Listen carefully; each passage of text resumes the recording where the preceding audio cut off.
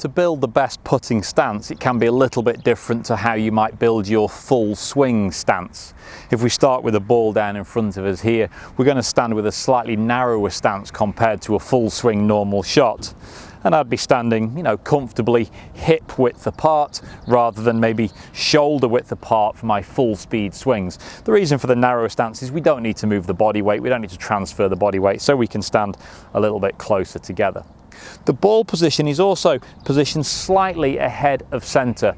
If I was to give you a reference point, it should be how you would normally position your 6 or 7 iron. So not directly in the centre of the feet, but slightly ahead of centre.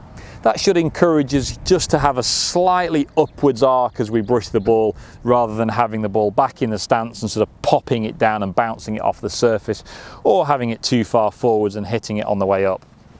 So a quick reference point here would be for me to point this club straight towards the camera there, and then I should have that with a relatively narrow stance just slightly ahead of centre.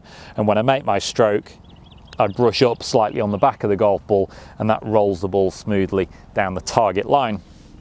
Another checkpoint that I could have in relation to my putting setup and stance is that when I set up to the golf ball, I want to have the body the right distance away. We see a lot of golfers that stand to the putt like they're hitting a 6 or 7 iron again, and they're too far back in this position, sitting back too much.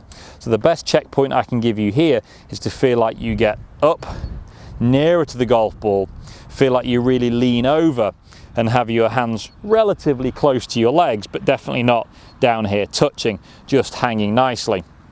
Try and position your eyes nicely over the golf ball, so if I take a ball and drop it down, it lands on the golf ball that was on the floor.